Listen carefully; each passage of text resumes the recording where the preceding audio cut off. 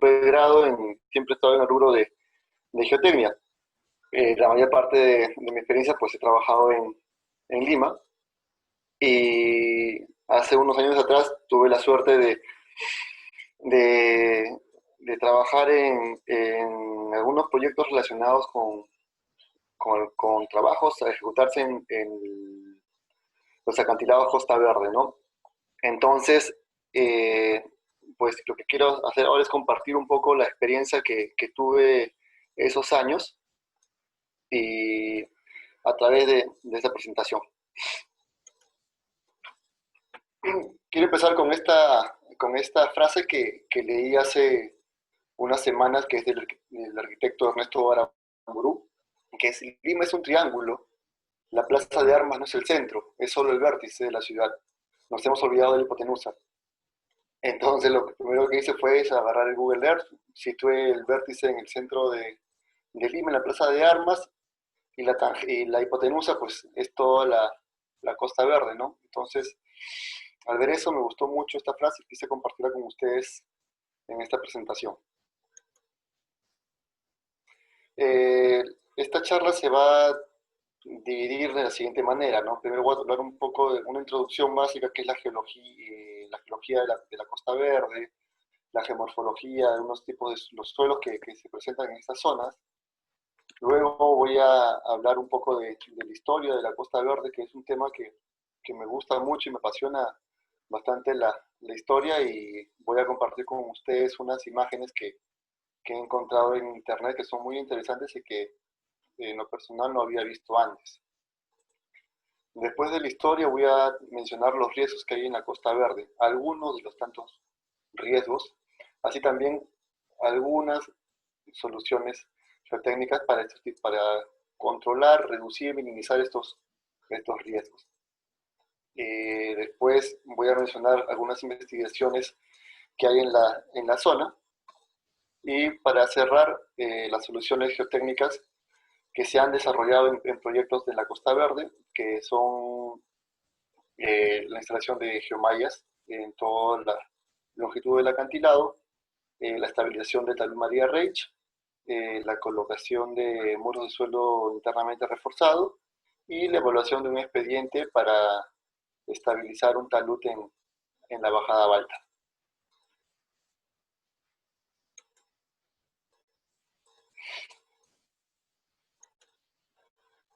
Bueno, la introducción voy a hacer algo breve, ¿no? Porque son puntos que ya la mayoría sabe. Incluso la semana pasada, hace 2 semanas, el doctor Zenón brindó una charla también de estabilidad en la Costa Verde, y al inicio, ya hace un mes creo, también hubo otra charla de la Costa Verde, así que para resumir y no dilatar el tiempo, pues la ubicación de la Costa Verde se encuentra en la parte sureste de Lima Metropolitana y el Callao, que está situado inicia en la punta y termina en Chorrillos o viceversa. Tiene una longitud de aproximadamente de 22 kilómetros y medio, y si lo proyectamos hasta La Chira, serían unos 32 kilómetros.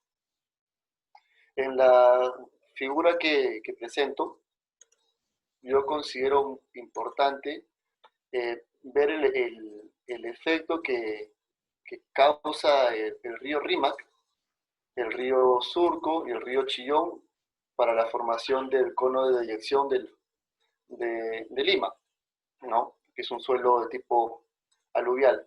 Pero quiero recalcar sobre la incidencia que tiene el río Rímac y el río Surco, porque esos canales formaron o dieron inicio a la formación de las quebradas que hoy en día conocemos, ¿no? Que es la quebrada Armendáriz, la bajada Tenderini, la bajada Balta.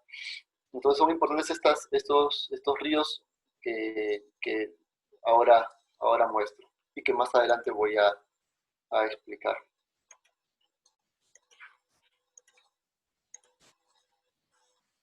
Bueno, la geología de la Costa Verde, pues no saben que muchos distritos de la ciudad de Lima, al pertenecer al cono de deyección, pues tienen el mismo tipo de suelo, que son un depósito aluvial. Esto se puede ver los distritos que están en la parte media de la Costa Verde, como son San Isidro, Magdalena, Miraflores. Ya cuando uno se va aproximando a los flancos, me refiero a la punta y a Chorrillos, pues el tipo también sigue siendo un depósito, pero ya el tipo de suelo es distinto.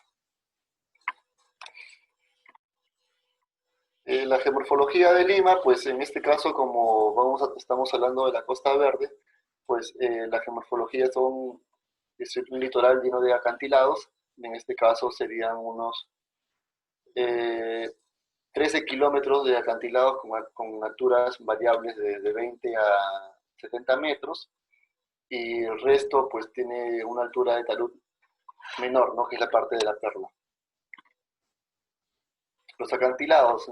Eh, Acá hay una breve secuencia de cómo es la formación de estas geoformas, ¿no? Se tiene la erosión marina que golpea la base del talud, socava el talud y por gravedad cae. De esa manera se forman los acantilados. Como había mencionado hace un momento, la altura de los taludes en la Costa Verde es variado, ¿no? En el tramo de Chorrillos, las elevaciones van de un rango de 36 metros a 46. Las zonas más altas, o con taludes más altos, son los sitios de Barranco y Chorrillos, perdón, Barranco y Miraflores, que puede llegar a alturas de 70 metros. Luego empieza a decrecer, San Isidro unos 55 metros, Magdalena 50 metros, San Miguel 43 metros, y sigue decreciendo hasta la punta, que hay altura mínima. Distribución de los tipos de suelo en Lima, como lo había mencionado, todo Lima es un depósito aluvial. La parte central pues es un conglomerado, por lo general es una grava con matriz arenosa, aunque también si uno ve en la Costa Verde, pues se va a percatar que hay horizontes de limo, horizontes de arcilla. Entonces, si uno se dirige más hacia el sur, en el caso de Chorrillos, o más hacia el norte, con dirección a la punta, pues se da cuenta que la presencia de la grava pues va desapareciendo. Esa fue la introducción. Ahora quiero compartir con ustedes y hablarles respecto a la historia que tiene la Costa Verde. Si bien es cierto, tenemos muy poca información de hace 100 años atrás, tenemos poca información desde que la aristocracia limeña a mediados del siglo XIX empezó a concurrir estas playas, ¿no? Aquí tenemos una vista de la Costa Verde en el año 1927. En la figura mostramos, aquí está el óvalo, la avenida Pardo, esta es la bajada Balta, y vemos que en la parte inferior de todo el acantilado hay una especie de arboleda, ¿no?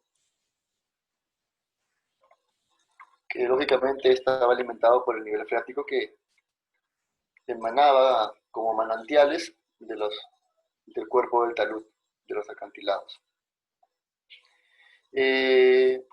¿Por qué se llama Costa Verde? Este nombre lo denominó el arquitecto Ernesto Aramburu Menchaca. Se usó como referencia la costa azul francesa.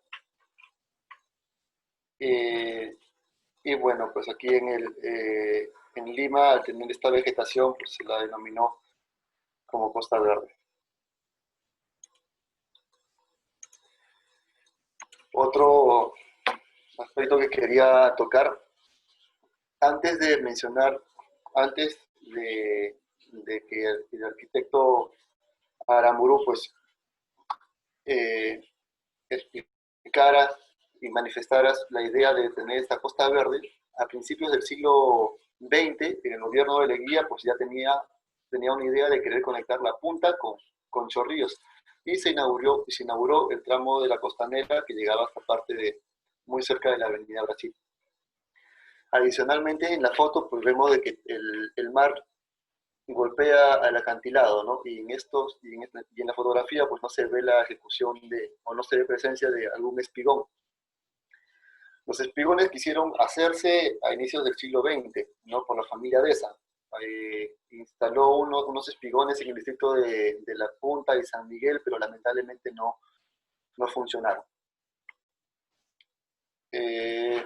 Si hablamos de los acantilados de Costa Verde, pues automáticamente debemos, o esta idea nos debe llevar a Chorrillos, que fue el distrito más concurrido a inicios de siglo. Aquí tenemos una fotografía de la bahía de Chorrillos, obviamente mucho antes del terremoto del 40, y vemos de que igual el mar llega al pie del acantilado. Aquí a la derecha tenemos la bajada de baños de Chorrillos, y esta casita chiquita sería los inicios del Club Regatas. En la imagen de la izquierda tenemos fotografías esta figura de la izquierda es el Colegio Sagrado Corazón de Chalet, antes del terremoto, y en la figura de la derecha tenemos la misma foto de este colegio, pero vemos abajo que ya se ha conformado la playa Agua Dulce, ¿no? Esta foto ya es un tiempo después de haber ocurrido el terremoto de 1940. Ahora, ¿cómo se formó la playa Agua Dulce? Pues el alcalde de Chorrillos, aproximadamente en el año 1935, mandó construir el primer rompeolas, y esto provocó el nacimiento de la playa Agua Dulce. Y bueno, sabemos de que este distrito de Chorrillos debe su nombre a los manantiales que emanaban del talud, ¿no? De manera de chorros. Por eso se llamó Chorrillos.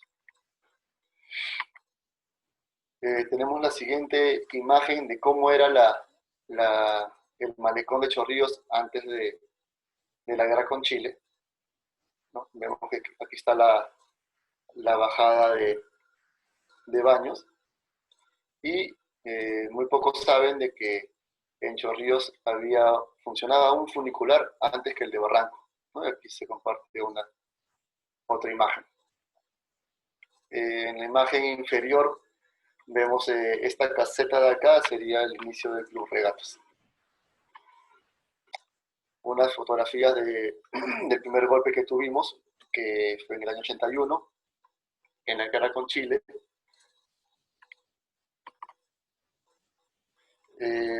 Después de la guerra con Chile se reconstruyó el malecón de la Costa Verde, y también y también parte de Chorrillos, que se vio muy afectada. Y aquí vemos parte de los baños de Chorrillos, fotografías del terremoto que azotó Chorrillos, un terremoto de 8.2 grados, donde casi el 80% de las viviendas colapsaron. Hubo un maremoto en el Callao con olas de 3 metros de altura. Es importante este terremoto, yo lo considero importante, y me dio mucha curiosidad saber qué tanto, cuánto fue la magnitud, o cuánto fue el deslizamiento de masas que se perdieron en el acantilado, ¿no? Entonces, por eso he intentado buscar las fotografías de la época, y en estas imágenes de acá pues vemos que el talud del malecón se deslizó, ¿no? Muchas casas destruidas, y hoy en día esto nos causa preocupación, porque si con un terremoto de 8.2 grados colapsaron varias viviendas que se encontraban al borde del talud, pues esta situación podría repetirse más adelante aquí en Lima porque tenemos muchas viviendas que están al borde del acantilado, ¿no? En este caso en el distrito de San Miguel, Magdalena y Barranco. En esta fotografía tenemos ya el Club Regatas en el año 55, ya han ejecutado sus 3 espigones y ganaron 3 playas, aprovecharon todo el material que cayó de las toneladas de material que cayeron del terremoto del 40 y se ganó todo este espacio, ¿no? Una línea de 1 kilómetro y un ancho de 300 metros aproximadamente. Esta es una imagen del acantilado de Barranco. En la imagen de la derecha se puede apreciar cómo caen los chorros del talud, los chorros de agua dulce. En la imagen de la izquierda tenemos la quebrada Armendáriz.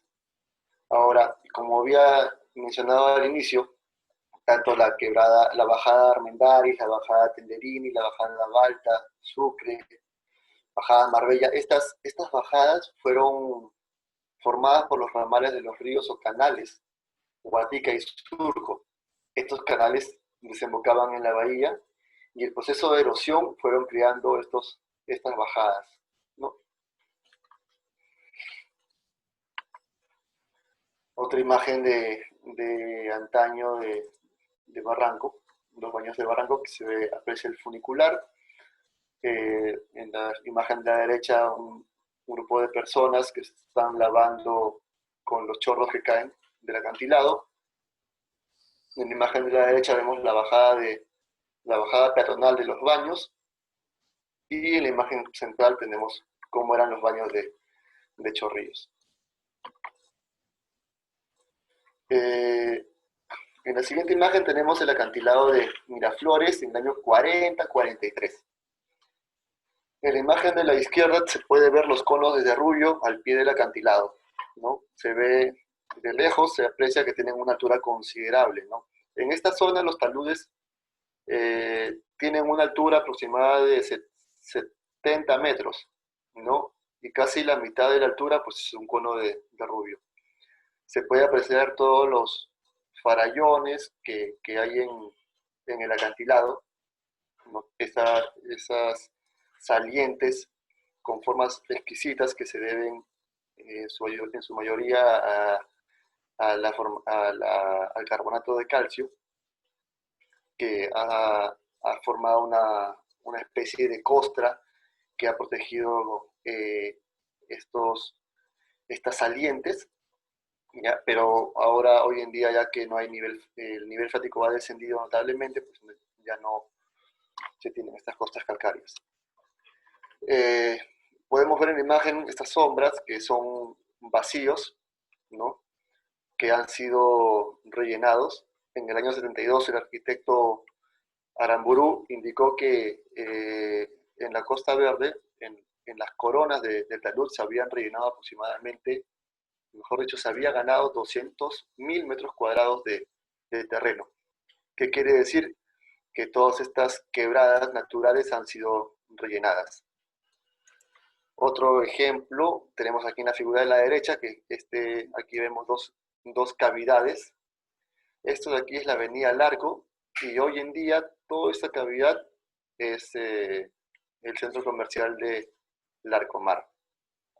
Estas dos cavidades fueron rellenadas con el pasar del tiempo para luego después ser excavadas nuevamente y construir Larcomar. Esta es una imagen de la bajada Balta ya en el año 70. Vemos ya el puente Villena inaugurado en el año 67. Aquí vemos la bajada de baños, los baños de Miraflores, el Club Waikiki. Y aquí vemos los conos de derrubio, ¿no? Estos taludes tienen una altura de 65 metros y el cono de derrubio prácticamente tiene 70 metros. Y este talud tendido es material que se ha deslizado. Seguimos avanzando hacia el norte y llegamos al distrito de San Isidro. Esta foto data aproximadamente del año 42, la foto de la izquierda y la foto de la derecha del año 58. Aquí en la foto de la derecha, pues aquí vemos el golf, lo que hoy, el día de hoy sería. Esta, esta área de acá sería el cuartel San Martín, y esta quebrada que vemos aquí hoy en día es la bajada San Martín. En esta zona de aquí de la bajada San Martín, eso hoy en día se ha construido, bueno, hace unos 8 años me parece, o 10 años, se ha construido el Museo del Lugar de la Memoria. Este museo, pues, se han usado cimentaciones profundas. ¿Con qué objeto? Para controlarlas, para evitar tener asentamientos considerables e impedir que la cimentación descanse sobre material de relleno, ¿no? Y aquí, lo mismo sucede aquí arriba de esta quebrada, que se construyó el Estadio Bonilla, que tiene el mismo problema. Incluso hoy en día, eh, eh, aquí existe un óvalo antes de, de subir a la bajada de San Martín, y en el pavimento se puede observar agrietamiento, ¿no? Que es un indicio de asentamiento. Y tiene sentido, ¿por qué? Porque todo esto es un material de relleno. Entonces, estas fotografías ayudan mucho a poder entender el panorama que hay, que existe en la zona, ¿no? Aquí a la izquierda, en la figura de la izquierda, tenemos, se aprecia una depresión, ¿no? Esta zona de aquí fue rellenada por un trabajador edil que estuvo a cargo, que es Pedro Larrañaga. La función era evitar que la erosión del talud invada la avenida del Ejército. Esta zona hoy en día se ha realizado la bajada Marbella, y por aquí tenemos el condominio Marbella. ¿Qué quiere decir eso? Que esta zona del condominio y aledaños son zonas de relleno. Por eso considero yo que es importante revisar la historia de la Costa Verde. Por último, aquí mostramos el acantilado de Magdalena.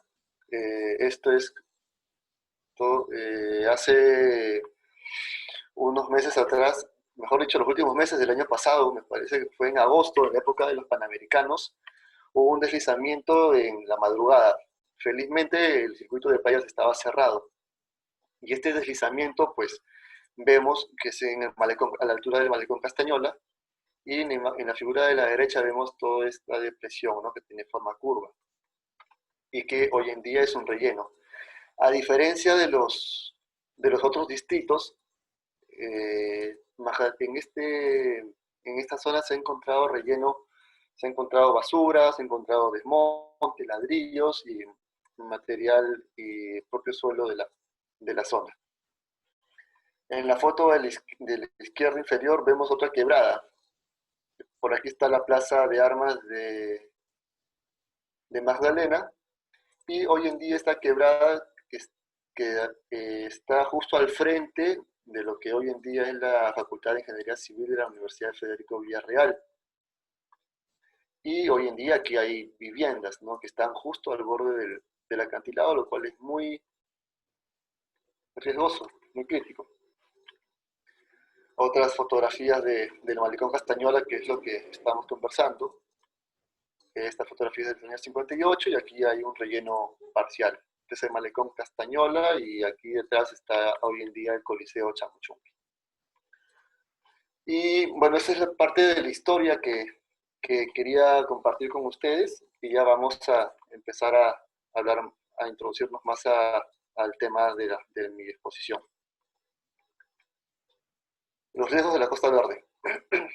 A continuación voy a mostrar una imagen un poco quizás exagerada, pero impactante, ¿no? Aquí vemos el Arcomar, los acantilados, y las olas impactando directamente con los acantilados, ¿no? Podría suceder de repente, ¿no? En el año 1746 hubo un terremoto que es el terremoto más fuerte que ha ocurrido en Lima. Tuvo de grado 9, de magnitud 9 grados de magnitud de momento. Alcanzaron olas de 7 metros y Callao se vio muy afectada. A nivel mundial hay casos, ¿no? Por ejemplo, el terremoto que ocurrió en 2004 en Indonesia, que las olas alcanzaron una altura de 30 metros, ¿no? Y 30 metros es casi la mitad de la altura del talud que existe aquí en la Costa Verde. Si bien es cierto, nuestro acantilado nos sirve como un muro, como defensa. Lamentablemente en la zona de La Punta y la zona de Chorrillos no tienen la misma suerte. Pero el temor que existe es que esta incidencia de las olas generen un socavamiento en los taludes. Y si el talud pierde su pie de apoyo, pues por efecto de gravedad cae. Y si hay viviendas, edificios en la parte superior, pues es mucho más crítico. Entonces, por eso se tiene que evaluar bien el nivel de riesgo que tienen estas viviendas, ¿no? Por lo general en el distrito de Barranco y distrito de Magdalena. Los riesgos constantes que hay en la Costa Verde, como me mencionó aquí, es la erosión del acantilado y erosión de vías. Casos muy palpables. Por ejemplo, tenemos en la zona norte, en el distrito de La Perla, el Colegio Militar Leoncio Prado, ¿no? Y como se ve en la imagen, ahí se está erosionando y se está socavando. Este problema pues ya se solucionó y lo vamos a ver más adelante. Se han construido unos muros de gaviones y se ha controlado esta erosión. Lo mismo ocurrió con el circuito de playas hace unos años atrás, me parece el 2014 y 2015, que cuando aperturaron el tercer carril de ampliación, la marea empezó a erosionar este carril, que es lo que hizo la municipalidad. Colocó material de relleno, colocaron bolsas de polipropileno con rellenos de material, y ese tipo de soluciones inmediatas fueron las que tomaron, ¿no? Otro caso muy tocado es la erosión de los pilares que ocurren en el malecón de la Pampilla, en la ciclovía. La imagen se puede ver en esta zona que el pilote, porque son pilotes hincados de sección metálica, incrustados 9 metros, de 9 a 12 metros en el terreno, pues ya están presentando óxido, ¿no? Y esta estructura de concreto es simplemente una cobertura. Ahora, ¿por qué se está socavando abajo? Por efecto de la erosión marina.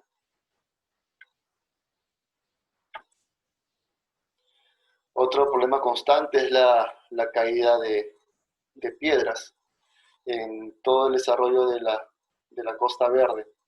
Esto ha sido un tema muy polémico que ha generado varias muertes. En el año 92 o 95 falleció un periodista porque le cayó una roca, y el caso más mediático fue el que sucedió en 2014, en enero, con el niño Tiago, que iba en una movilidad, en un vehículo con un adulto.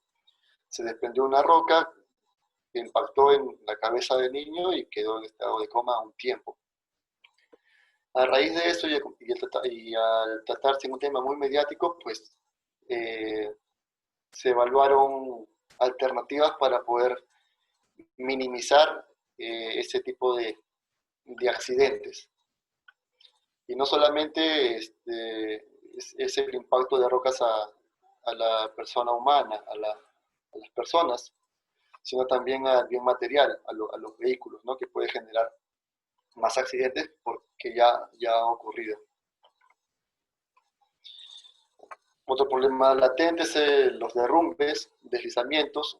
Justo este es el derrumbe en el Malecón Castañola, que ocurrió el 8 de agosto de 2019. Para suerte nuestra, el circuito de playas estaba cerrado por el evento del Panamericano, de los Panamericanos, pero felizmente no hubo daños humanos, solo daño material. Como vimos en las fotos anteriores, toda esta zona del Malecón Castañol es un relleno, ¿no? Ya aquí en la caída se pudo detectar, se pudo ver restos de escombros, ladrillos, basura. Y lo más curioso es que aquí al costado hay un edificio, ¿no?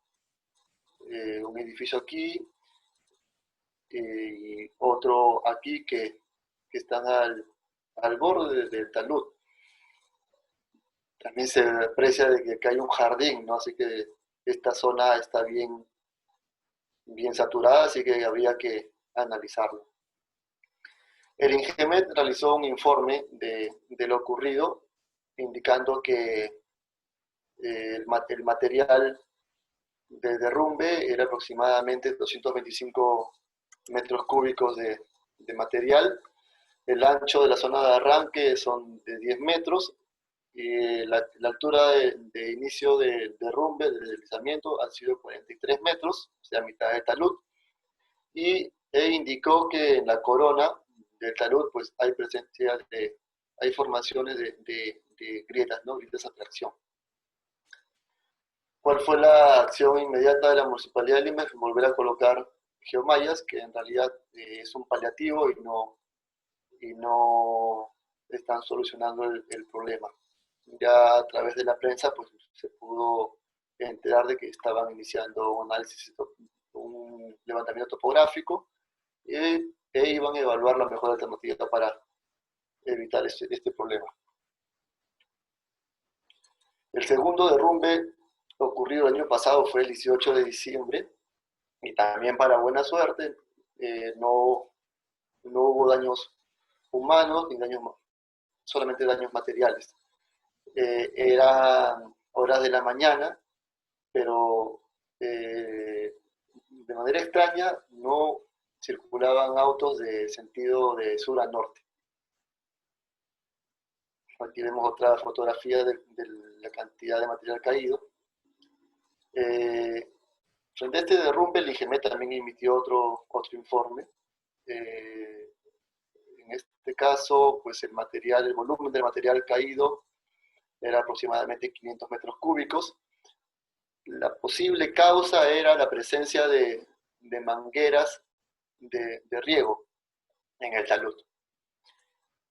Y cuando se sabe que para ese tipo de vegetación, el tipo de riego debe ser por goteo. Entonces, a esto sumarle el ángulo del talud, pues conllevó a este deslizamiento.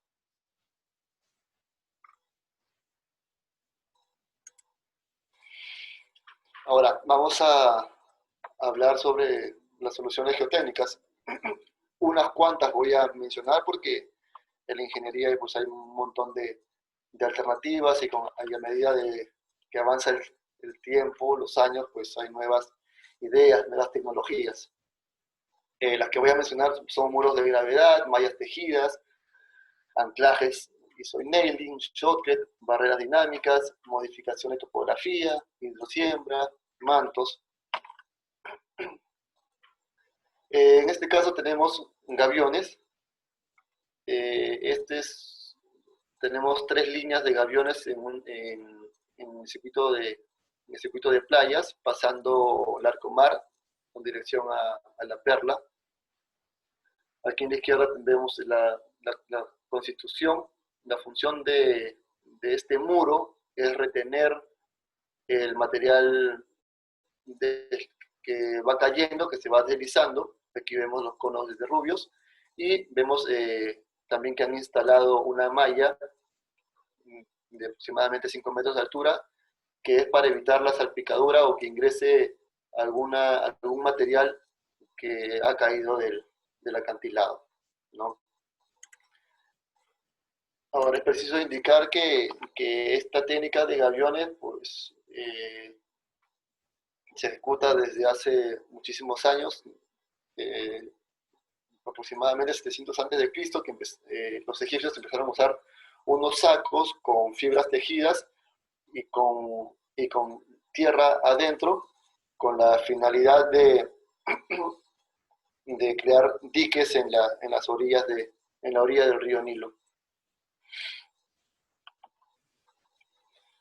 En el ejemplo que había puesto diapositivas atrás, que era la erosión que sufría a la altura del Colegio Militar Leoncio Prado en La Perla, pues aquí vemos una imagen lejana de una estructura que evita la erosión y estabiliza la vía costanera.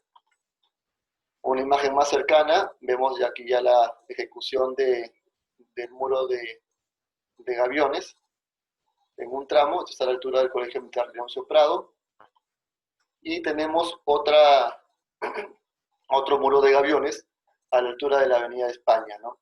En ambos casos, pues lo que se buscaba era frenar la erosión de la vía costanera y estabilizarla, ¿no? Brindarle seguridad al usuario de estas vías. Otro tipo de solución que se ve mucho en la Costa Verde y por lo general en los viaductos, se ve el uso de muros de suelo internamente reforzado o muros de tierra armada, que básicamente en principio son lo mismo, ¿no? La idea es la misma, ¿no? Es el uso de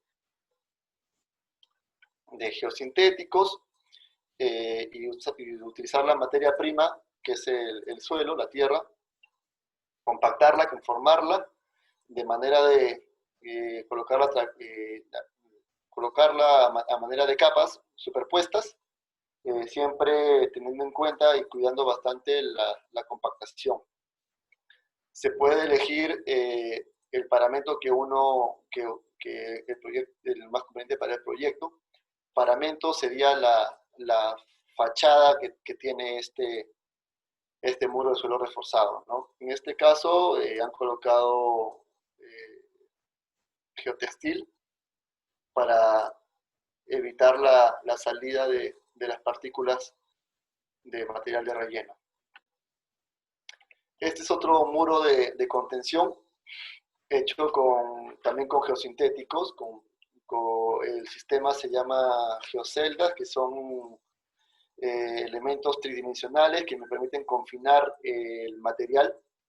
En este ejemplo de acá es la vía que une el Ático con Ocoña en Arequipa. Con el sismo que hubo en Arequipa el año 2001, pues esta vía se agrietó y había un riesgo de deslizamiento, ¿no?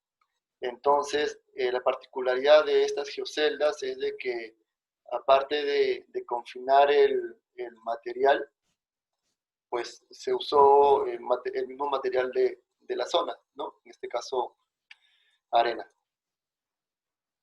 Ventajas es que te facilita, tiene buen drenaje por la misma estructura de la geocelda. Esta es otra vista del muro de contención con geoceldas. Otra técnica que se usa es la malla tejida, más conocida como mallas hexagonales, de doble torsión, triple torsión. Estas mallas pues vienen con distintos diámetros, puede ser recubierto con PVC o no, viene con distintos tamaños de cocada. Estas mallas pueden ir acompañadas con pernos, ¿no? Para poder estabilizar el talud o darle, o poder sostener las mallas para usar como un manto y el material que está por debajo del talud pueda caer. Esta es una malla tejida con pernos, una malla de doble torsión con pernos. Por lo general el pie del talud se deja libre para que puedan caer los clastos. Otra alternativa es el uso de anclajes o pernos tipo soil nailing acompañado de shotcrete, ¿no? Que es la perforación horizontal de elementos rígidos, que son los anclajes, y van acompañados de un elemento de contención, que es la malla. Al ir acompañados de shotcrete, pues se crea un elemento monótono, ¿no? Ya no habría desprendimientos si lo usáramos en la Costa Verde. Las barreras dinámicas son una alternativa no para estabilizar, pero sí para poder contener, ¿no? Poder contener grandes bloques de roca, ¿no? Contener el flujo de detritos, en otras palabras, huaicos. Por ejemplo, estas barreras dinámicas se han instalado en las quebradas de Chosica, la quebrada de Carocillo, quebrada de Rayito de Sol, y han cumplido su función, que es la de contener el material. En este caso es una alternativa que se puede usar para contener grandes derrumbes. Otra alternativa, y es la más comentada en las redes sociales, que es lo que he podido observar, es la modificación de topografía. Muchos comentarios indican por qué no se hace la Costa Verde como los antiguos incas, ¿no? Usando la andenería. Y son alternativas que pueden funcionar, ¿no? Pero hay que evaluarlas en qué parte de la Costa Verde podría realizarse, porque no se puede realizar en todos los sectores de la Costa Verde por la misma topografía que tiene. Se puede usar geomantos. Esta técnica, su función principal es evitar o controlar la erosión. No me ayuda a estabilizar, pero sí protege de la erosión. Puede ser erosión eólica, erosión hídrica. Esa es la función de los geomantos, ¿no? Que son hechos a base de algún geosintético.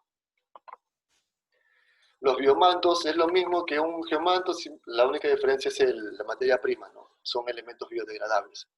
Estos geomantos pueden tener un tiempo de vida de 2 años y los biomantos alrededor de 8 meses en el peor de los casos. La hidrosiembra en algún momento se aplicó en la Costa Verde, en la zona de Magdalena, hace muchos años atrás, que es la combinación de nutrientes que son proyectados en la Costa Verde. Hablando de nutrientes y siembra, hay una planta que es la campanilla, que funciona muy bien en la Costa Verde, que es una planta del tipo enredadera, que se prende muy bien en zonas de cono de rubio. Y es la planta que abunda en la Costa Verde, ¿no? Esta imagen, muy controversial en el año 2013, que empezaron a pintar parte de la Costa Verde, ¿no? Y la tildaron de ridículo, de guachafo, de poco efectivo, que es un sistema de estabilizador, es un estabilizador de suelo. ¿Qué función cumple? Pues evitar reducir o tener el talud, mayor control sobre el talud con respecto a la erosión eólica y evitar la caída de las gravas, ¿no? Porque esto funciona como una película que se adhiere en el talud. A continuación tuve la suerte de poder probar este tipo de solución. Se aplicó podría decir que hay distintos colores que son amigables con el medio ambiente. En este caso se hizo la prueba con un color verde y de una muestra incolora.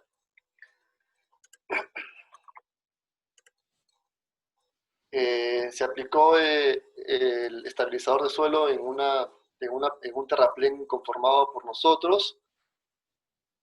Como ven, se echó agua y el agua cae a través de la película, resbala prácticamente y no trae arrastre del material. A diferencia en el otro producto que se usó, que fue de color verde, que vemos que aquí sí arrastra material de color marrón. Ese es el estabilizador de suelo, o también le dicen el dust control, que es el control de polvo que se usa bastante en minería para evitar el riego, ¿no? Bueno, ahora vamos a hablar un poco de estudios que han realizado en la Costa Verde.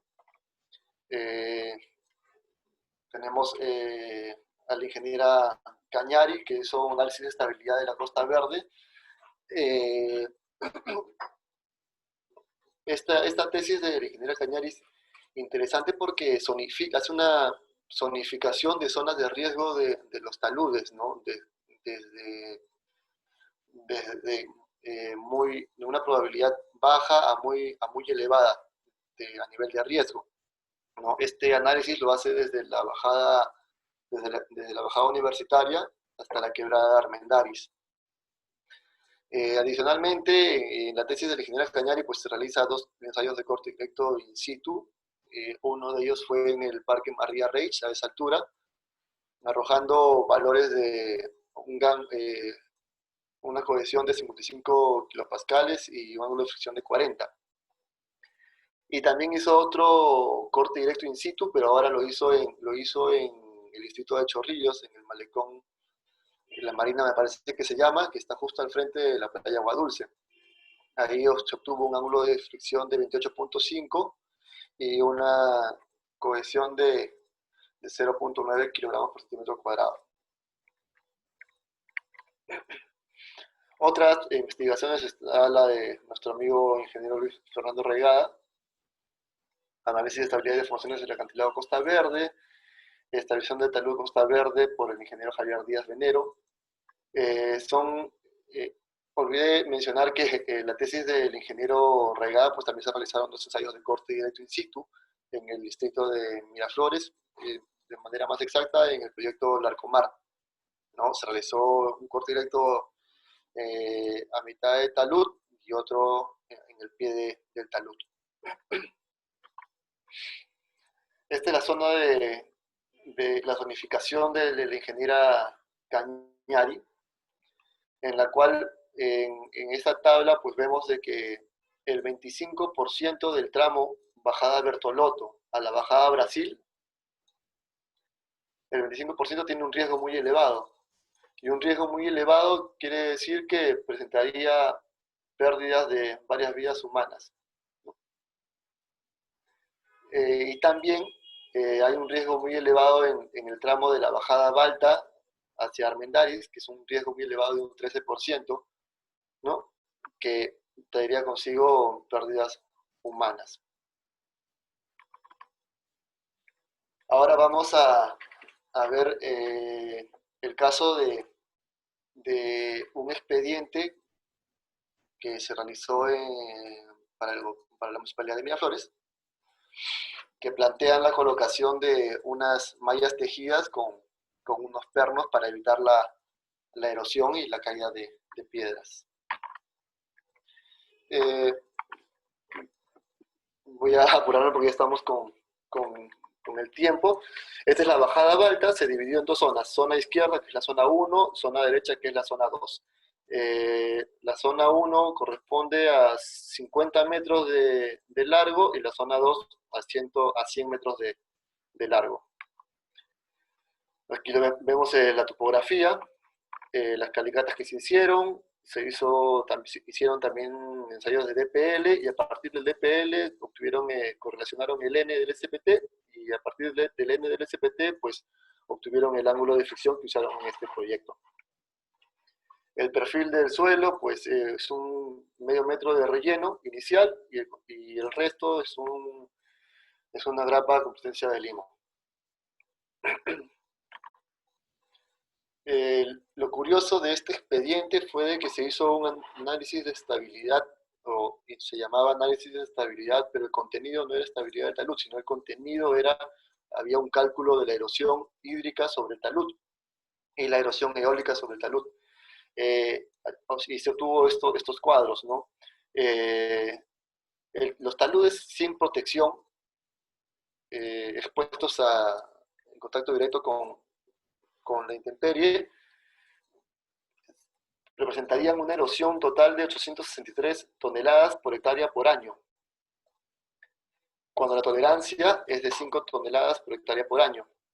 Ahora, colocando una malla de un geomanto, esto se reduce a 5 toneladas, 65 por año.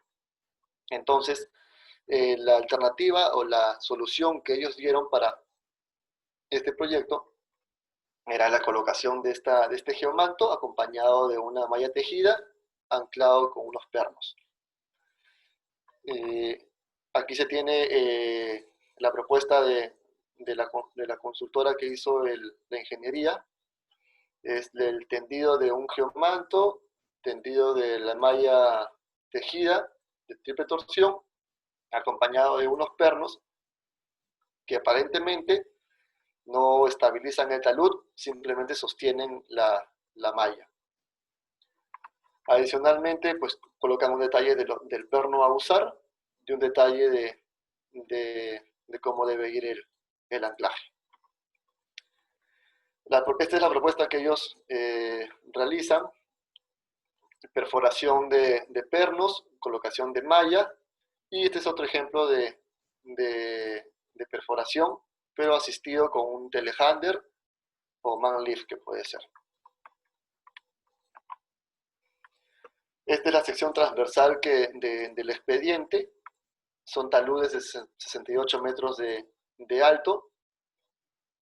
Estos bulones que se ve acá, pues son los pernos que propone la contratista, la consultora, y tienen una longitud de 3 metros, ¿no? Por eso, a priori, pues uno dice que no va a estabilizar el talud, sino simplemente cumple la función de contener la malla, y la distribución que tienen es de estar espaciados cada 10 metros y aún espaciados horizontalmente cada 10 metros y verticalmente cada 5 metros. En esta figura se ve el detalle constructivo, la colocación de los pernos, la colocación de la malla tejida triple torsión y la colocación del geomanto.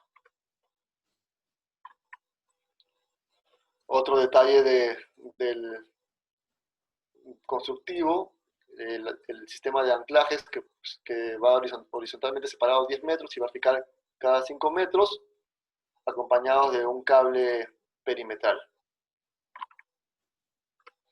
Ahora, como había mencionado, este expediente no me mostraba un análisis de estabilidad. Entonces, lo que hice fue revisar la tesis de la ingeniera Cañari, y ella había evaluado dos secciones que justo coinciden con la sección donde donde la contratista va a colocar el protección contra la erosión.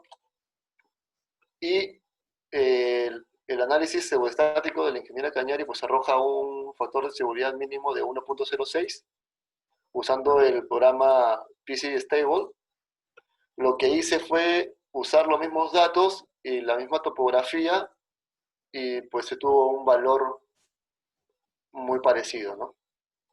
Lo mismo hice en la zona 1, lo mismo hice en la zona 2, igual se obtuvo un valor muy parecido. En ambas condiciones es un análisis pseudoestático, y el valor que he arrojado pues es mucho menor que lo que me pide la norma, ¿no? Y en términos de ingeniería pues sería inestable. Luego hicimos el análisis incluyendo los pernos de 3 metros que me indica el expediente, y vemos de que no aportan, y se actualizó el coeficiente sísmico a punto 22.5 porque el usado anteriormente es de un proyecto del 2015, antes que se haga la actualización de la norma de 030. Igual en ambos casos se obtiene un factor de seguridad en la zona 1 menor a 1 y aquí cercano a la unidad. En ambos casos los pernos no estabilizan el talud, ¿no? Simplemente cumplen la función de sostener la malla. Este proyecto que protege 150 metros lineales está cotizado aproximadamente en 850.000 soles. Ahora, el aporte de esta solución es simplemente controlar la erosión y retener la caída de rocas. No combate el problema principal, que es la posible inestabilidad del talud frente a una solicitación sísmica. De querer estabilizar o garantizar la estabilidad del talud, pues tendría que realizarse perforaciones más largas que deberían pasar la superficie de falla, y para ello pues se usaría otro tipo de maquinaria y definitivamente incrementaría el costo de la solución. Sería lo más recomendable, sí, lo más recomendable es estabilizar el talud o garantizar la estabilidad. Aquí tenemos un segundo proyecto, que es el caso del edificio de la muralla, que se realizó un muro de suelo internamente reforzado. Aquí tenemos una vista. Este es en la bajada Sucre, en el distrito de Magdalena, justo limita con el policultorio Pérez Araníbar. Y aquí vemos la realización de un muro de suelo reforzado, ¿no? Aquí otra vista. El análisis de estabilidad se iba a rellenar solamente con material sin el uso de geomallas, y pues arrojaba un factor de seguridad bajísimo, ¿no? de punto 6. Con el análisis, empleando la geomalla, pues se tenía un factor de seguridad de 1.6 en condiciones estáticas y 1.21 en condiciones pseudoestáticas. Así que me garantizaba la estabilidad de esta solución. Y a continuación vamos a ver el proceso constructivo, ¿no? Primero se conforma el suelo de fundación, se compacta, luego se hace el tendido de la geomalla para posteriormente hacer el corte en función a la longitud de la plataforma. Luego del corte y la colocación de la geomalla, pues se llenan, en este caso, no siempre, porque uno elige la protección la protección de la fachada, por así decirlo, de tu muro. En este caso se usó con sacos de polipropileno, se llenan de material y se colocan en el frontis del muro de suelo reforzado, como se ve aquí. Aquí se coloca estas bolsas para evitar la salida del material usado para el relleno. Aquí vemos la compactación ya del relleno de material seleccionado. Aquí vemos la zona de anclaje que se rellena para crear el efecto de entrampamiento. Este encofrado es para darle la verticalidad necesaria a mi proyecto. Y finalmente vemos la solución terminada, que es el muro de suelo internamente reforzado. Ahora, una alternativa es que se le puede dar una cobertura especial. Se le puede colocar, se puede hacer un jardín vertical, o si gusta se puede amarrar una malla de gallinero y lanzar concreto, ¿no? Ese tipo de acabado se llama paramento, ¿no? Entonces uno elige qué tipo de acabado puede tener. Bueno, tenemos aquí el caso de la caída de rocas en el circuito de playas. Entonces nosotros sabemos de que este riesgo es latente en todo el desarrollo de la Costa Verde.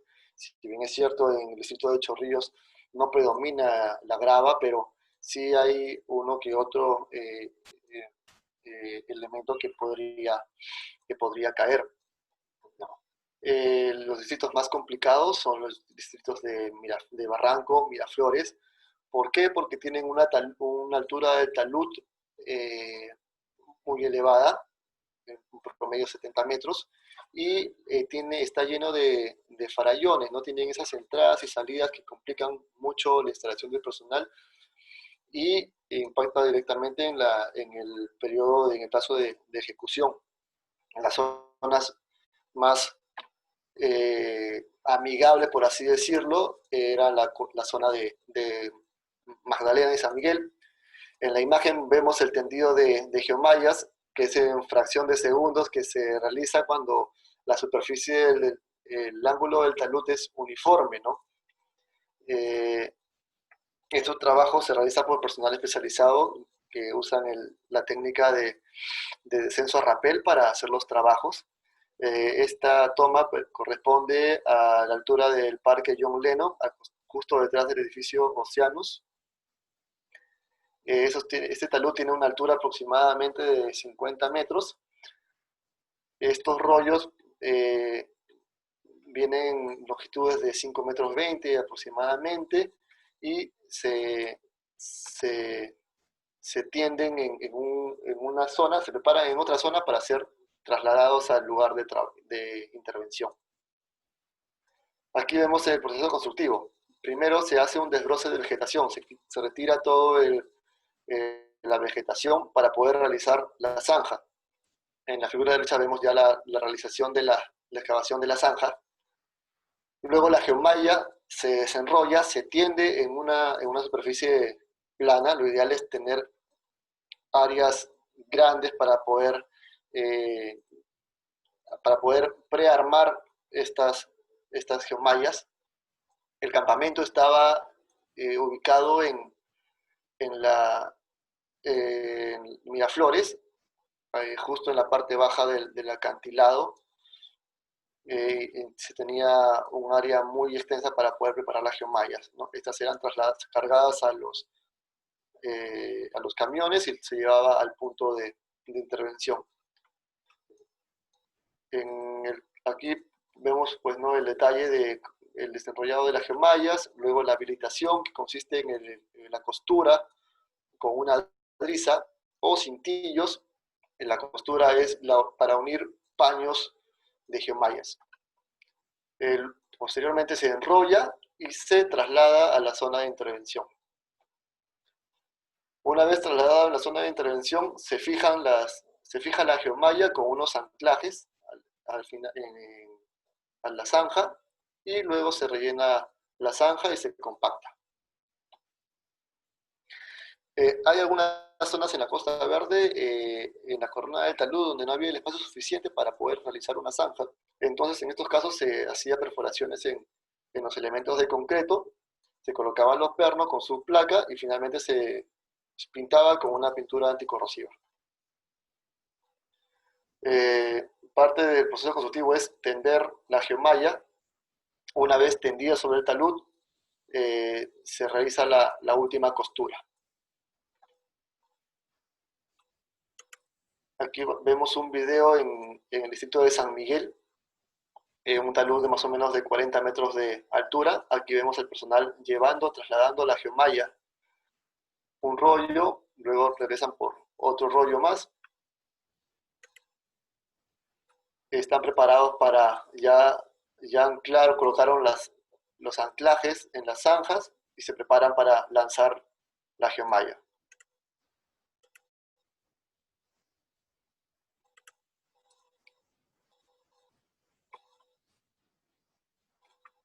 Este trabajo se realiza vuelvo a mencionar, con gente especializada en trabajos de alta montaña. Son personas que en estas zonas de superficie continua, la instalación es muy rápida, como se puede ver en el video, a diferencia de otras zonas, ¿no? Como es Miraflores. Ahora, en el caso de las geomayas se han instalado en toda la Costa Verde. Aproximadamente una extensión de 13 kilómetros y medio, que empieza desde el Club Regatas hasta la bajada de Escardón. Se ha realizado la instalación de geomayas desde el año 2014 a raíz del accidente del Niño Tiago. Empezó con la gestión de Susana Villarán y continuó con la gestión de Luis Castañeda y ahora se realizó también la gestión de Jorge Muñoz, perdón. El costo de instalación en el 2015 y 2014 ha sido aproximadamente de 17 millones de soles y se ha instalado aproximadamente 1.130.593.14 metros cuadrados de geomalla. ¿Qué quiere decir? Que comparando con la alternativa de ejecución de control de erosión de Miraflores, que consistía en colocar un geomanto con mallas tejidas con pernos, un tramo de 150 metros, ahí me costaba 850.000 soles, casi 1.000.000 de soles, por 150 metros. Y el total gastado en las geomallas de toda la Costa Verde, que se han instalado de casi 13 kilómetros, es de 17 millones. Entonces esta alternativa de geomallas era la más conveniente.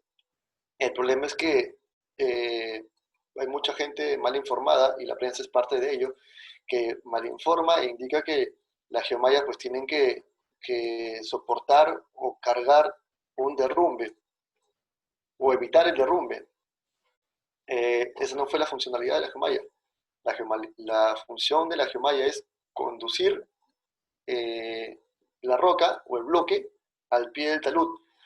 La malla cumple una función de capa y después de ciertos días el material acumulado al pie del talud pues se debe eliminar y limpiar, y eso está a cargo de cada gobierno local.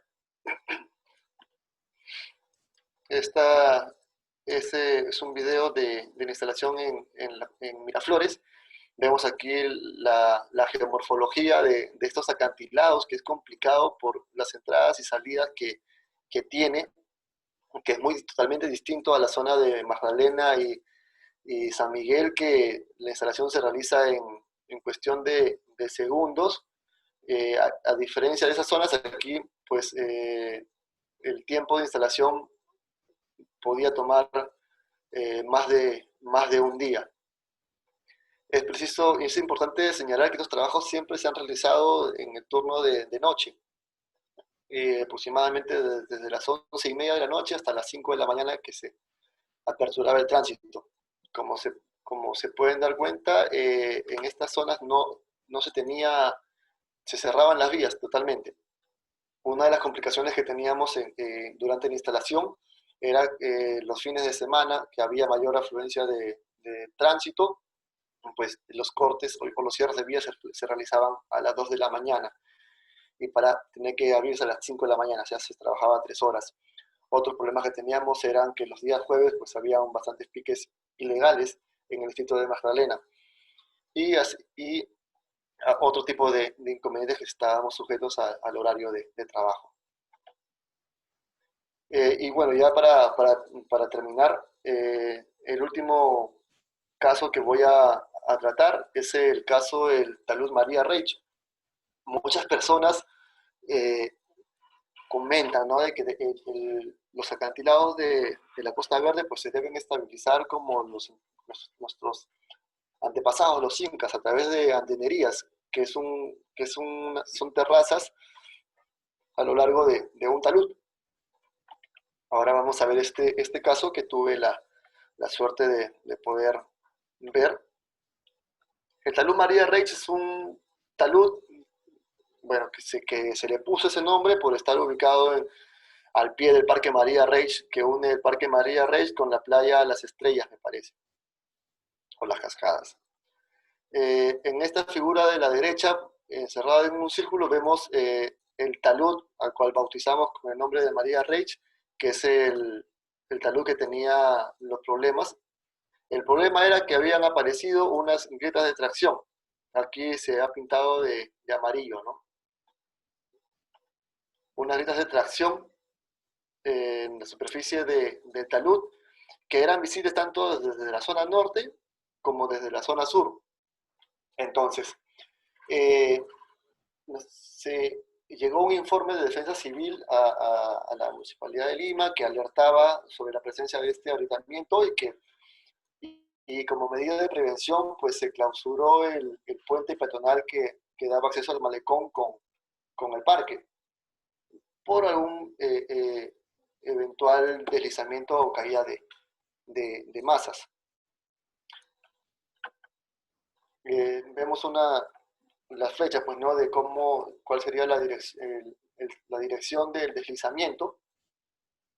Aquí vemos el anuncio prohibido el acceso peatonal, pues, ¿no? Fue una de las medidas clausurar definitivamente, temporalmente, este talud. Se realizó una campaña geotécnica, se realizó primero un levantamiento topográfico, luego acompañado de exploraciones geofísicas, una campaña geotécnica, la toma de densidad in situ, suelo, ejecución de calicatas, trincheras, DPL, realizó un proctor y para curiosidad, para suerte, no suerte, sino sí, por suerte nuestra, en esta zona de aquí se realizó el corte directo in situ de la ingeniera Cañari. Entonces, a pesar de nosotros haber hecho un ensayo de corte directo, pero el corte directo que hicimos fue un material a la matriz de la grava, pues se usaron los valores obtenidos por el ensayo de corte directo in situ de la ingeniera Cañari. Aquí vemos el plano de topografía, la solución planteada era un banqueteo, que lo vamos a ver después.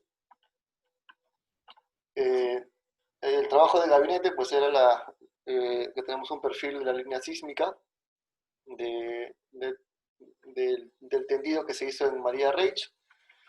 Tenemos el perfil unidimensional de la línea más W que se hicieron. Se hizo 2 líneas sísmicas y se hizo 2 más W en el proyecto. La clasificación del tipo de suelo según la velocidad de corte es de tipo C, que quiere decir que es un suelo predominante, un suelo denso o roca blanda. Luego de haber obtenido todo nuestro input, ¿no? Todos nuestros parámetros geotécnicos de cohesión, ángulo de fricción, peso específico del material, tenemos la topografía, se continuó con el modelamiento del talud.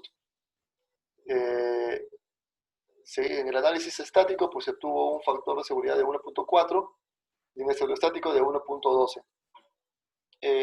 Ambos estaban por debajo de lo que indica la norma y se evaluó una nueva propuesta que fue la siguiente: la ejecución de un talud con banquetas y adicionalmente como medida complementaria la instalación de barreras estáticas.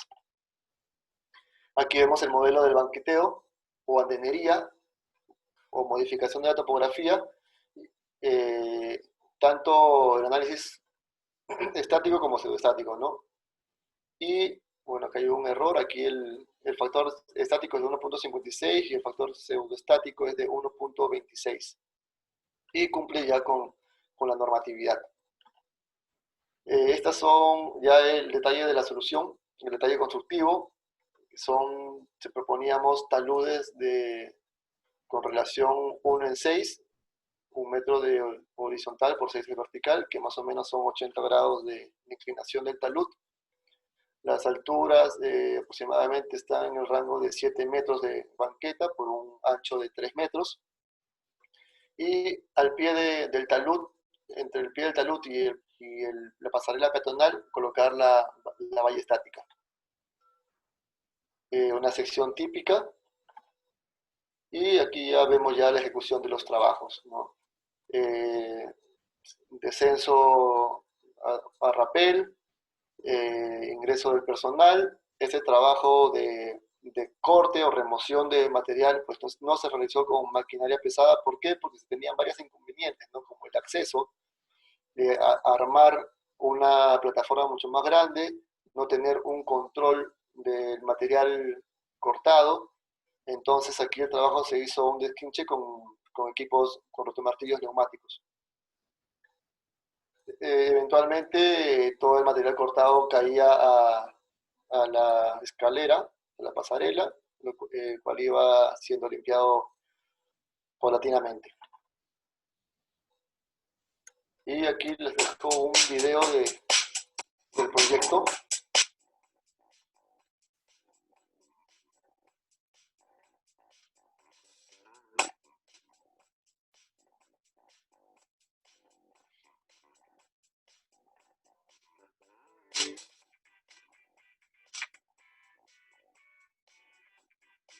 Se ve el talud antes de intervenir.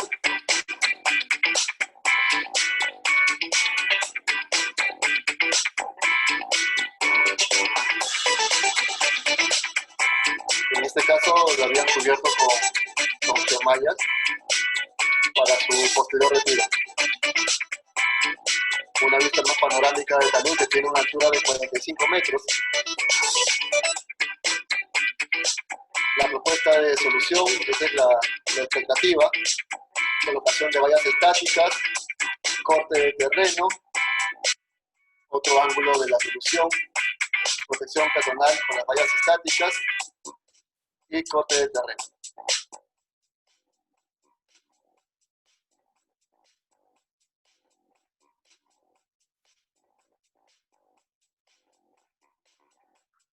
De esta forma se modifica el talud y se podía garantizar la estabilidad de esa zona. Aquí ya vemos un video de la protección final. Se ve el perfil, la forma de banquetas que tiene, la forma de antenería, por así decirlo. En cada plataforma pues, se realiza la zanja para colocar la gemalla. En esta zona hemos colocado 3 barreras estáticas durante la ejecución por tema de prevención. Una barrera que limita con el circuito de playas, otra mitad de talud y otra costado del puente.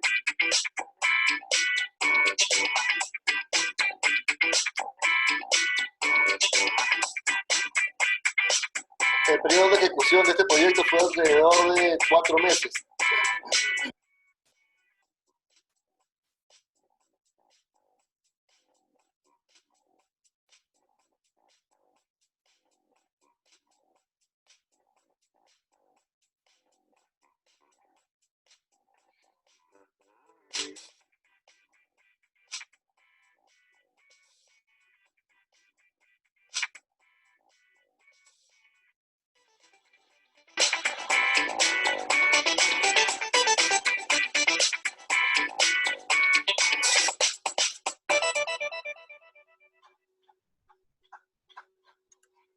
Y bueno, finalmente aquí tenemos el antes y el después. Se eliminó o se removió 870 cubos de material. El plazo fue más o menos de 4 meses. El costo de inversión estuvo redondeando los 700.000 soles, ¿no? Y ya con esto se reinauguró o se reaperturó el puente peatonal María Reich. Y bueno, esa fue la presentación. Espero haber aportado con mi granito de arena las experiencias que tuve y bueno, si hay alguna inquietud, pues contento de poder resolverla si está en mi alcance. Muchas gracias, ingeniero, por la presentación. Sí, hay preguntas en el chat. ¿Le parece que le leo para que pueda responderla? A ver. Indica, me parece muy interesante el análisis histórico realizado de la Costa Verde. Una curiosidad, del sismo de 1940, de 8 grados de magnitud aproximadamente, ¿puedo cuantificar los daños en la información recolectada? El tema es que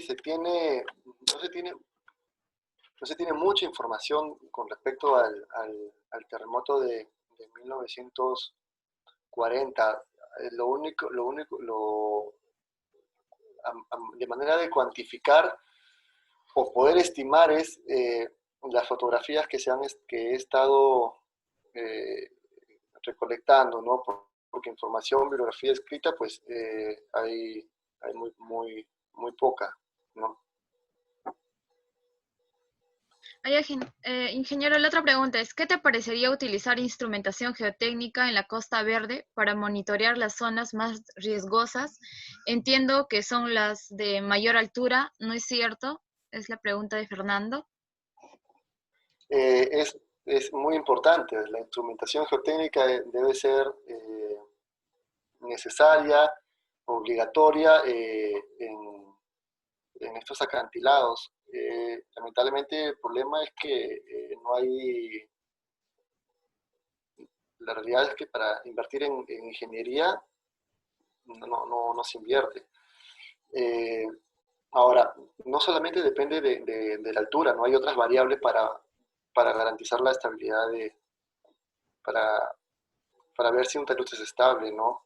En el caso de, de La Perla, ahí el talud tiene 20 metros de alto nada más, pero ahí incide el material, ¿no? El material y la cercanía que tiene al mar, ¿no? Entonces, definitivamente sí, el monitoreo debe ser, es lo más recomendado, ¿no? Hace una semana escuché una charla del ingeniero Pedro Isique, en el cual nos hablaba sobre el monitoreo a través de un radar.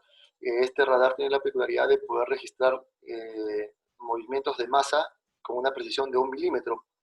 Eh, entonces, este monitoreo acompañado de monitoreo in situ sería lo más recomendado. Ingeniero, la otra consulta es, ¿se tiene instrumentación geotécnica para el monitoreo de los taludes de la Costa Verde? ¿Y cuál es el ratio de erosión del material de los taludes de la Costa Verde?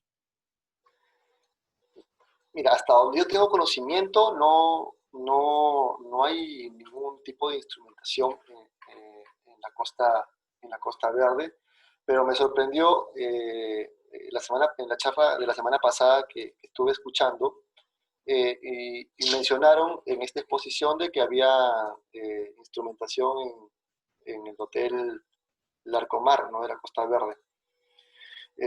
Y con respecto al porcentaje de pérdida por erosión, pues es un campo que no conozco mucho.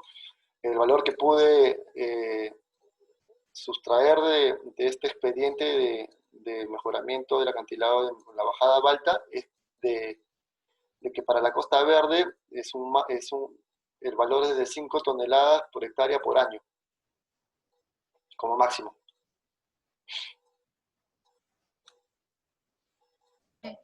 Ya, ingeniero, la otra pregunta es, ¿se puede aplicar la técnica de banquetes en la parte inferior del Larcomar? Esa pregunta debe ir orientada para el ingeniero Luis Regal, que es la persona experta en esa respuesta, porque la tesis del ingeniero fue en el Hotel Arcomar, y una de las propuestas que, que, que realiza el ingeniero Regada es, una de las alternativas de solución es un tramo, resolverlo por banqueteo, ¿no? En la tesis, si tienen la oportunidad de revisar la tesis del ingeniero Reigada, pues divide la zona del Arcomar en 5 sectores, ¿no? Cada uno en función al nivel de riesgo, y él plantea, una de las alternativas de solución que plantea es la ejecución de banquetas. Ya, genial. Ingeniero, la otra pregunta que dice, al momento de la construcción del proyecto de talud de María Reiche, ¿qué problemas se tuvo o cuál fue la parte más difícil de ese proyecto? En la parte más difícil del proyecto, y yo considero que cualquier medida o alternativa de solución y ejecución en la Costa Verde para resolver los problemas de calidad de rocas y estabilidad, es la interacción que se tiene con los usuarios de la vía del circuito de playas. Los acantilados están muy cerca del circuito de playas, así que cualquier eh, error o descuido en cualquier trabajo que se realice en la Costa Verde, pues es afectar al usuario de la vía. Así que yo considero que eh, eso fue la mayor complicación porque las soluciones a ejecutar en la Costa Verde, de todas las alternativas que se han mencionado, pues no son cosas del otro mundo, no son alternativas que se realizan mucho en minería, en proyectos en el interior del país. Así que la complicación es poder eh, dañar a un usuario de la vía, y dos, el tema al tratarse de un tema político, pues el tema de burocrático y de responsabilidades. Ingeniero, la otra pregunta que tenemos es, ¿cuáles fueron las consideraciones para estimar los coeficientes pseudostáticos? Eh, bueno, asumo que voy a hablar del proyecto de María Reich. Ahí es un trabajo que también se realizó un tercero, una consultora. Ellos asumieron un valor de cero, lo que me indica la norma, ¿no? Para la zona 4, que es 0.45 de PGA, ellos asumieron el 50%, que es una recomendación que realiza Hines and Griffin, y utilizaron un coeficiente de 0.225. Ingeniero, la última pregunta. ¿Funcionó la aplicación de la hidrosiembra que se realizó en la Costa Verde? Mire, la hidrosiembra es un proyecto que yo no lo he visto. Como comento, yo sé que se realizó porque salió en las noticias hace muchos años, como 15 años atrás, y por revistas y periódicos que se leyó en su momento, pues sí había dado frutos. Pero lo que yo sí recomiendo es el uso de vegetación, en este caso las plantas, las campanillas. Si bien es cierto, cuando uno va por la Costa Verde, ve mucha vegetación, no ve campanillas en los taludes verticales, no, ve las campanillas en los conos de derrubio, pero los conos de derrubio ocupan bastante área en la Costa Verde, así que creo yo que es una buena alternativa y que se debe seguir trabajando. Lamentablemente, pues es un trabajo conjunto, ¿no? De la municipalidad con los gobiernos locales, ¿no? Y eso, ¿no? Ya, ingeniero. Ingeniero, añadiéndole a esa pregunta, la, la hidrosiembra, ¿se podría hacer una comparación con la geomalla realizando un análisis de caída de rocas? Mira, cuando tú aplicas la hidrosiembra, pues el resultado no es inmediato, ¿no? Ese es uno. Dos, la hidrosiembra no te va a no te va a garantizar de que no haya caída de rocas. Eh, Tiene que pasar tiempo para que dé fruto la hidrosiembra, tiene que pasar tiempo para que empiece a formarse vegetación gracias a la hidrosiembra y que forme una sábana, ¿no? Para que pueda contener la caída de rocas, ¿no? A diferencia de la gemalla se instala y ya está trabajando, cumpliendo su función de cubrir de direccionar las rocas. Lo que sí también funciona es las campanillas que menciono. Si ustedes ven en Miraflores y agarran estas campanillas, estas enredaderas se forman de tal manera que crean como una sábana. Entonces uno levanta esta sábana de campanillas y va a caer un montón de rocas. Yo no compararía la hidrosiembra mucho con el uso de gemallas para control de caída de rocas. Gracias, ingeniero. Tenemos una última pregunta también. Si bien las geomallas son soluciones temporales y solo cumplen función ante deslizamientos de rocas, pero ¿qué solución se daría frente a un evento sísmico de magnitud aproximado de 8 o 9 con un posterior de un tsunami? Por favor, ¿podrías repetirme la pregunta? Las gemallas. Ya. Si bien las geomallas son soluciones temporales y solo cumplen la función ante deslizamientos de rocas, pero ¿qué solución se daría frente a un evento sísmico de magnitud de aproximadamente 8 o 9 con un posterior de un tsunami? Es la Ok, pregunta de Rudy. ya. Quiero agregar algo más. Muy aparte de que la geomalla, la función es conducir, direccionar el experimento de la roca al pie del talud, otra de su función es minimizar o desacelerar el proceso de erosión que, que se afecta en el talud. La pregunta es, ¿qué sucede si hay un sismo un terremoto de 9 grados con consecuencia de tsunami? Pues la geomalla no me serviría, ¿no?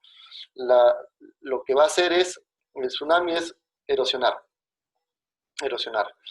Hay una tesis de un ingeniero físico de la San Marcos, ya que se llama Terremoto o Maremoto de 1746. En esta tesis indica que hace dos simulaciones, para un sismo un terremoto de 9 grados, en la zona de Miraflores se tendrían olas de hasta 3 metros, mientras que en la punta, olas de 10 metros. Las geomallas no aportarían, no cumplirían mucho, ¿no? Por no decir nada. Lo que podría hacer es crear elementos o una alternativa podría ser la estabilización del talud acompañado de anclajes y una capa de shotcrete, ¿no? En todo el talud creo que esa solución podría ser más efectiva. O dos, podría crear otras alternativas, como es el caso del distrito de La Punta, en la continuación del circuito de playas, creando escolleras, ¿no? Esas escolleras usan rocas con diámetros mayores a 1,5 metros, cada roca pesa más de 24 toneladas más o menos. Entonces, hay distintas alternativas que pueden emplearse para minimizar la acción o el daño que ejerce la ola sobre el pie de talud, ¿no? Pero las gemallas no me aportarían mucho. Excelente, perfecto. Bueno, quiero agradecer a todos los participantes y al expositor. Ha sido una muy buena presentación, muy buenas imágenes, muy buenos videos. Yo creo que ha sido muy ejemplificador la presentación. Hemos podido ver sobre todo lo de los procedimientos constructivos. Han habido muy buenas preguntas también.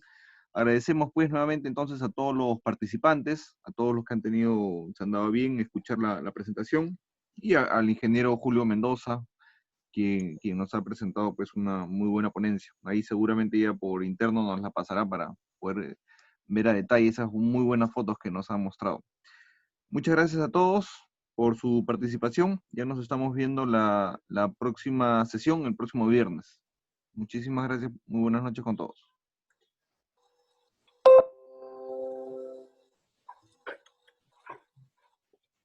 Muchas gracias, ingeniero. Muchas gracias. Ok, muchas gracias a ustedes.